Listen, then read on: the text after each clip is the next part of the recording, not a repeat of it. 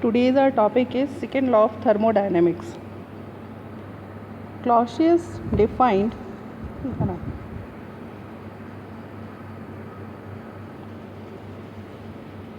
why we need second law of thermodynamics.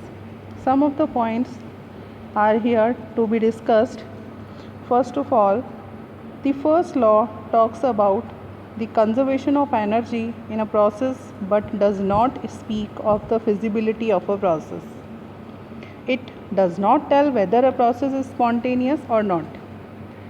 And we know that a spontaneous process happens on its own. For example, heat always flows spontaneously from higher temperature to lower temperature. Nothing in the first law mentions that the opposite process cannot happen. According to the first law, any process where energy remains conserved is feasible. But we need some other basis for feasibility of a process. There are some different statements for the second law of thermodynamics. Clausius defined the second law as the entropy of an isolated system cannot decrease during a natural process, or we can say that heat cannot by itself pass from a colder to a hotter body immediately follows.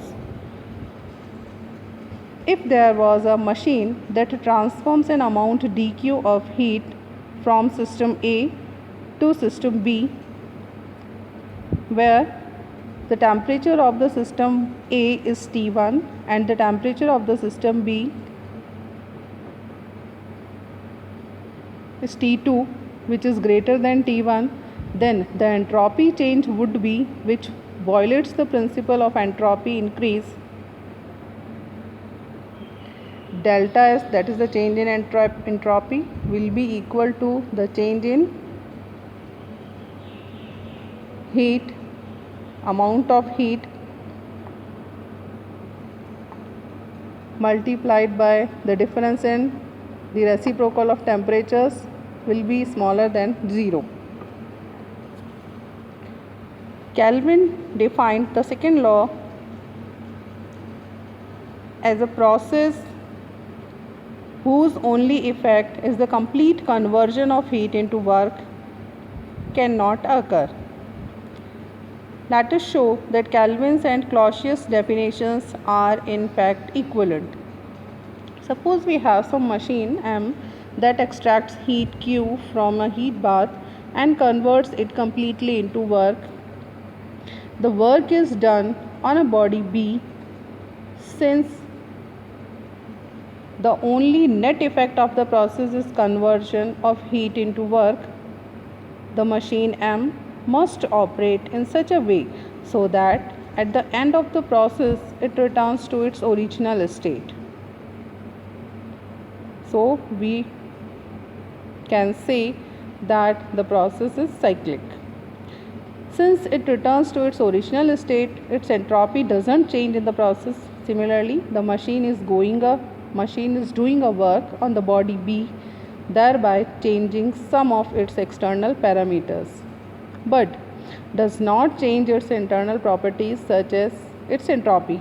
Thus, the total change in entropy is just the change in entropy of heat bath.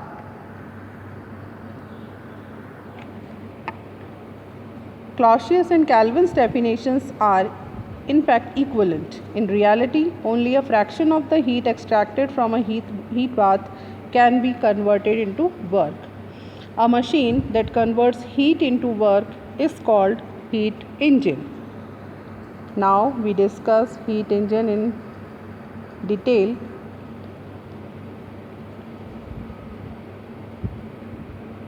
We have seen that there is no such thing as a perfect heat engine which converts 100% of the heat taken from a heat bath into work. Such a machine violates the second law of thermodynamics. However, we can build machines which convert part of the heat taken from a heat bath into work.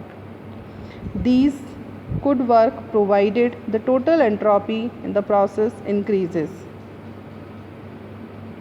Such a machine would operate in the following steps. First one, extract some heat from a heat bath at temperature T1. Use this heat to do some work. Dump the remaining heat into another heat bath at lower temperature.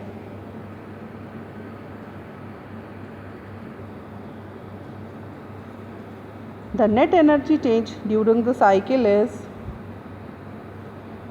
given as delta S equals to the difference between the Q1 divided by T1 and Q2 divided by T2. Or we can say the change in entropy is greater than 0 or equivalent to 0. Since W is equal to Q1 minus Q2, then the larger Q2 is the less work W can be done by the cycle. Thus generally, we would like to lower Q2 as much as possible. We define the efficiency of a heat engine by neta, which is equals to W divided by Q1, which is the ratio of the work done by the system to the amount of heat taken from the heat bath. Ideally, we would want neta should be equal to 0, should be equal to 1. All heat taken is converted to work. But the second law tells us that this is impossible. The maximum theoretical efficiency occurs when the process is irreversible and the inequality becomes equality. An ideal process with maximum efficiency is known as Carnot cycle, which we will discuss in the next class. So, thank you so much. Have a good day.